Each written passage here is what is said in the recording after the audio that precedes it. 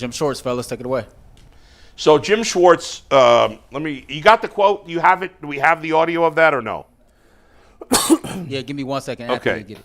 Because, listen, I don't put much stock into what coaches say. They're not giving you the truth on anything. Depends on the coach.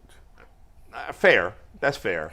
But generally they talk in generalities. Yeah. Right? They don't want to give you a clue too much into what they're doing. They're all neurotic and uptight about the things getting out there.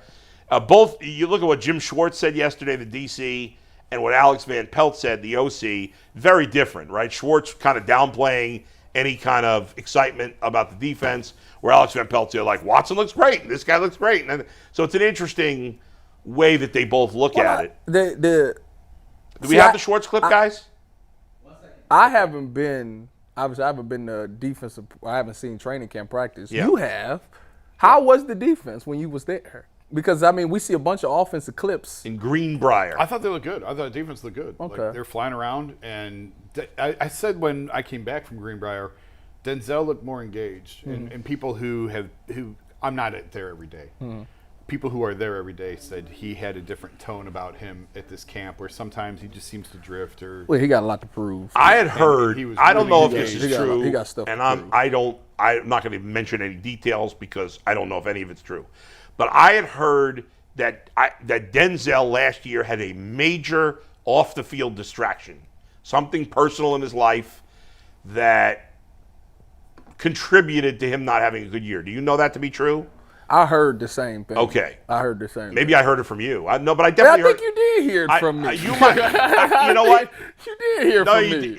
I think you might have just confirmed it because somebody else had told me something. Okay. Again, I'm not going to say what I've heard, but just that he had nothing criminal or anything like that, but just that he had a major off-field distraction, and hopefully that whatever that was is settled, and it'd be nice if that was not that he had a personal problem, but it'd be nice if we could just point to that as the reason he didn't have a great year, because it was, especially the first half of the year, he was not good. Yeah, he had ups and downs. He never played a full game last year. Like he had moments in the game. I remember like the Chargers game. He started off the Chargers game lights out. He was making plays, and then by the end of the Chargers game, Mike Williams was dunking on him. So it was stuff like that. He never put together a complete game. And like I said, I talked to Denzel when I went to mini camp and I seen him. We had a conversation about it. And Denzel is locked in. He knows what's going on. He knows what he needs to do this season, and he's fully up for that task. He admitted that he didn't have a good year last year. Did he admit that to you? Yeah, he know. I like that. I respect that. And I told him, listen, Denzel, I said some things, but he said, Tyvis, I understand. He said, I know how it is. He said, he said he respect me because he know that I played the game, and he that it's out of love. The Browns need him to be an elite corner this year. Yeah, absolutely. They need him to lock it down. I think they have two elite corners. I think Martin Emerson is really good. I agree with Jason. Really good. A lot of people feel that way, actually. I will say, a lot of people feel that way. I think he will be an elite corner. A lot of people think that he's going to phase the other ones out. I told G, I believe by the end of the season, he can probably be the best cornerback on the team. I really believe that. He is a big, long dude. All right. Well, listen, if he plays at an elite level, then this should be in good you shape. know what the good thing about this is? He will be tested. Yeah. Very often. Tested. If they come out in 11 personnel, he will be the one that they go after. Yeah. They obviously like him enough that they took a very recent first-round pick and said, you're going over here. We're putting him over there. Yeah. Like that. But they're going to be moving those guys all around. Yeah, but he ain't going in the slot, though. Now, Denzel he will take some reps in the slot. We've seen that. But Martin has not. I don't think Martin has taken a rep in the slot. I feel like in this NFL, the way it is now, to look at the slot corner as if he's not as good is stupid. I agree. Just a different body type. I agree. Right? You actually do more in the slot. But you get paid the more. Right. It's two ways you can get paid. You can get paid from holding the guy like with under 100 yards and all of that, or you can get paid by getting takeaways. Yeah. I say you figure out which one you better at, and you better be really good, because Diggs will give up. He'll get bombed for 80, but he'll get you 2 picks in the same game. Yeah, that's true. But I look at Mike Hilton, who's a slot corner, as one of the best corners in football. Like, I think he's really, really good, but he's a slot corner. But see, they look at it differently because you don't know, so I'm going to tell you. Go ahead. playing in the slot and playing outside is two totally different worlds. I'm gonna tell you that, right? I know it sounds stupid, but being in here and being out there is two totally different. You got a lot more help here. Out there, you are truly by yourself. I hear you. And here, you might get a bump from a linebacker. It's a lot of people in there. Out there, it's just you and him. But as the slot corner, you have more responsibility in terms of the running game. Yeah. And that's a challenge that the outside corners don't have to deal with. According to Greg, they taking that responsibility away from him. Yeah. He doesn't have run game responsibility, which I think it's crazy. And it's baloney. He going to be in the run game. I don't care what he says. That's baloney. You have no choice. They just tell him that so he buys you have no. Put it to you this way. Yeah. If they come out in 11 personnel, and it's center, guard, tackle, tight end, okay? He won't be on that side. He'll be on the slot side. So say he's on the slot side. Tackle, guard, center. If they run the ball, we in the wide 9. They run the ball and they go up to B gap, meaning they go between the tackle and the guard. Yep. And the linebacker gets eaten up. He coming off and making this tackle. I don't care what he tells you. He 1,000% is coming from that slot, and he better come make that. If not, 88 not the game. What is Jim Schwartz a yeller in camp? Yes. But he hasn't been. Yes. Oh. He hasn't been. That's been interesting. And that was one thing that Zach pointed out because, again, I was only there for the last couple of days. Yeah. And Zach Jackson was sort of watching for that, and he said he's been pretty quiet. And then there was one or two incidents on the last day that I was there where he was really getting into them. But for the most part, he was quiet. You say he's a yeller. Is that from the past? Or? I seen him in minicamp. Yeah, minicamp. But he had just gotten there. That was his first time. Maybe they got an understanding of the defense now. What was unique about Jim, I think I mentioned this on the show, you would know better than me, he's standing on the line of scrimmage watching I've never seen a DC. That's the best way to do it. I've never seen a DC do that. They still behind him? Well, yeah. You got to see. No, my coach in college told me you got to stand. You need to stand behind the receivers or the quarterbacks. You need to see what's coming. So you can see. That's where he was standing. Yeah, you got to sit behind the offense because usually the DC sits behind the safety in the back there, or they sit on the sideline. So Schwartz stands behind the quarterback. You got to sit behind. Yeah, you got to stand behind all because you need to see what everybody. So you can see their eyes. You can pick a person, look at their eyes, and look at their technique. So that if they come to you and be like, why didn't you look at the quarterback? So I didn't look at the quarterback. I was looking at my man. I looked you right in your face. I seen exactly what you were looking at. It makes you coach better. But I wonder, when he's standing behind the quarterback, is he looking at a different guy each play, or is he trying to scan as many faces as possible on each play? As a DC, you have to see the whole flow of everything, which is tough.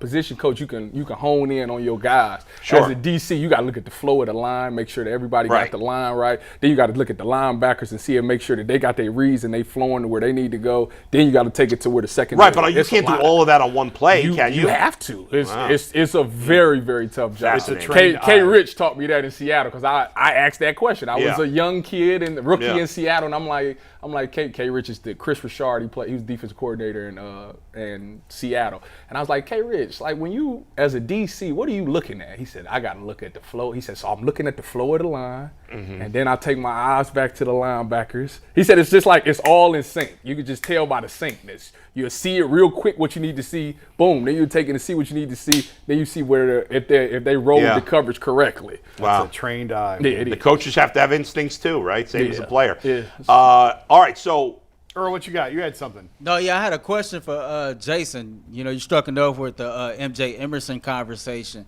We know that last year he had a solid rookie year. Is it your opinion it was the game against the Buccaneers when he kind of shut down Mike Evans is when the Browns knew, okay, we might got a potential superstar here? I think they knew before that. I'm trying to think. I'm terrible with game chronological. That was like around the midway point, wasn't it? Or was that earlier? When was that Bucks game? I think that was Jacoby's last game, if I'm not mistaken. Yeah, they knew before that. They knew before. And that he did have a great game. I might say Martin Emerson jumped off the page in the preseason last year. Didn't he have a pick or something like that? I think he had a pick remember. in the preseason. And like the first or second game. They knew right away they've got something with him. Hey, we talked about last year that going into last year when we knew the offense might struggle early in the season, we thought the secondary was going to be great, and the secondary wasn't great. No. But a lot of that all that talent is still there, and probably even more because they upgraded at the one safety spot.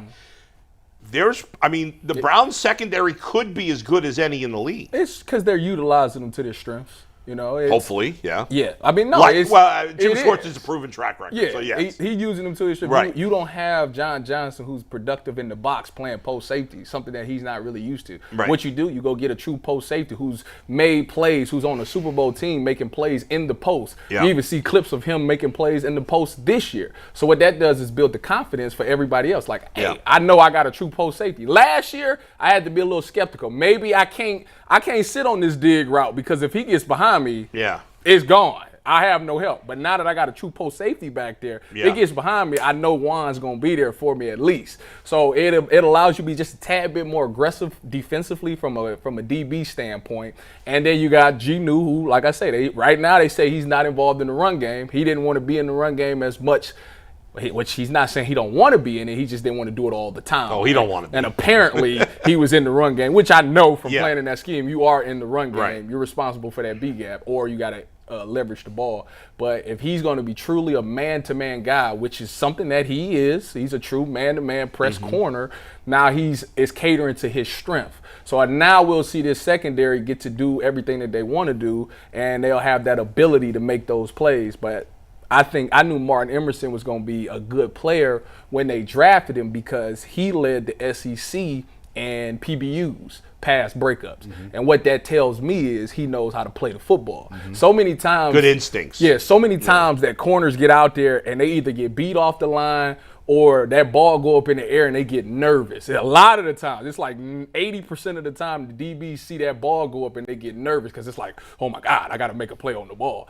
But if he leads the league in or he led the SEC and PBUs, that means when the ball goes up, he's calm. He knows that, hey, I'm gonna make the play. I got great ball skills. I can either knock it down, make it, or try to pick it off. So that goes a very long way. He's so long and so much bigger than most corners. Yeah, that's the new wave. You know who started that? No. Richard Kevin Sherman. Who still has not been on this show.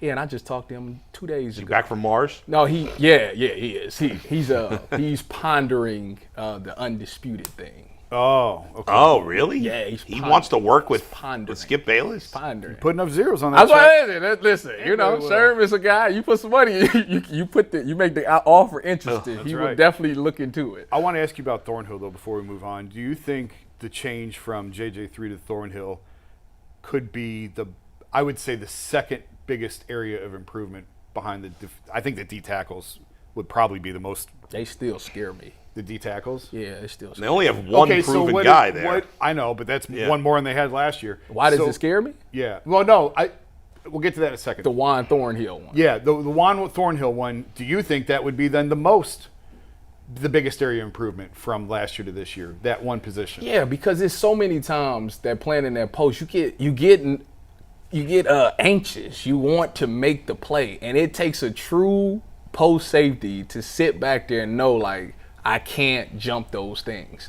Because, like I say, you see, for example, we'll talk about the game one against Carolina, and I don't know who was in the post. I don't know if it was J3 or if it was Dale Pitt. But, for example, on the play that Robbie Anderson is running down the field. So when I drew it up, I told you that the corner and that safety to that side, so it was Gnu and I don't remember who it was. I don't remember. But whatever it is, if he went 10 yards and went out, boom, then he stays here and the corner stays with his and he takes the post. Anyways, they both jump it, which is, even if they did that, you should be fine because you have a post safety that's standing there anyways.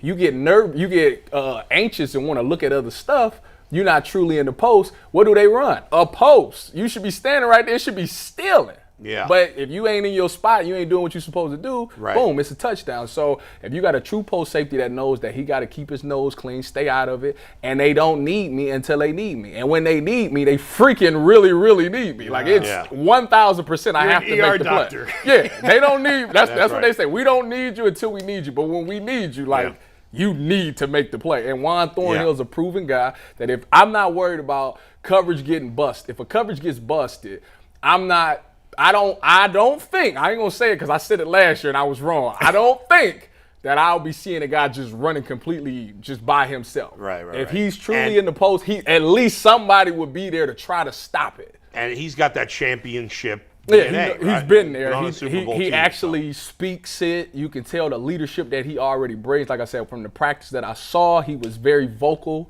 So Yeah. that was a good thing. You see, when I look at the Browns second, it's a bunch of quiet guys. Yeah. You know, Denzel's kind It's of just quiet. their roster in general is a lot of quiet So it's guys. nice to have a guy that's kind of trash talking. Like I said, him and Marquise Goodwin was talking Yeah. trash the entire practice, It's which good- is good because Yeah. it turns me But up. this Marquise Goodwin situation, very sad. Yeah, it is. This sucks. We I just talked had to him him. on. He's in good spirits, though.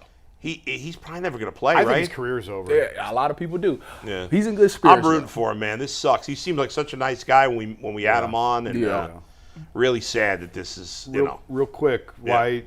I mean, The D tackles? Yeah, the D tackles. Oh yeah. Well, because Just to me, the scheme ain't that much different than what Joe Woods did. You know, you still need your defensive tackles to take up two. You know, you still need these guys to keep the linebackers clean. And if like Dalvin Tomlinson, okay, that's fine. You know, maybe he does, maybe he don't. I know a Bleacher Report came out and said he's one of the most overrated signings of the offseason. Whatever.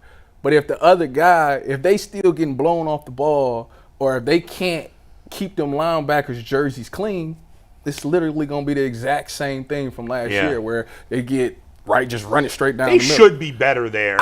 We Even- thought that listen, would be the case, but the thing is, they only got one guy. Right. Well, now I'm counting on that rookie from Baylor, Ika. Ika. See, I'm hoping that Maurice Hurst can stay healthy because me too. That guy was really good his first 2 years in San Francisco. Really good. But my thing with Ika is, if they run it, okay, so I don't think we'll see a lot of zone. When I say zone, I mean that the running backs, that's when they run the stretch play, and the running back's going to take it as far as he can, create some lanes, let people over pursue, and then boom, he gets vertical. Cut back, Well, with the wide nine, that's dead because the DN should be outside. So there's no way that you getting outside this DN. So boom, he got to cut it back immediately, which means that the linebackers and the defensive tackle should be there.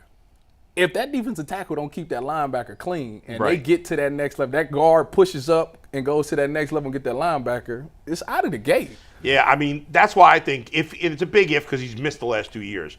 But I think if Hurst is healthy, he's going to start because he has played in the league and he has played at a high level on a very good 49er defense. Well, they speak very highly of him. And the only thing I like Ika because of his size, but it's football is becoming a more lateral game, and if he ain't laterally, so if he's in his stance, right, and they did decide to run zone, that means his lateral movement, he got to hurry up and get all the way over here to stop his gun. And that's my point. That's exactly my point. As my son AJ said, he is naturally bigger.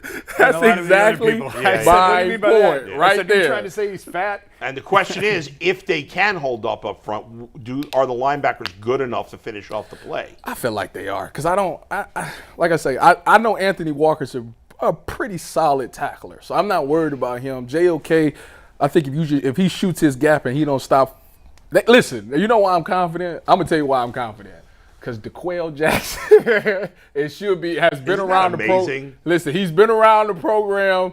I don't know if he's officially taking it or whatever the case may be. Is it official? Is it public or? I don't know, but he's been around the program. So as much as DeQuell and JOK ain't better this year, I'm holding DeQuell Jackson responsible for everything he said on this show. Oh, that's funny. Yeah, he had DeQuell been with us. We just said something about it. He had quite a few things to say. He was around in practice and mini camp. I don't know what he did. DeQuell's around the team a little bit right now. So anyway, all right, let's get to Alex Van Pelt. Do we have his comments or no?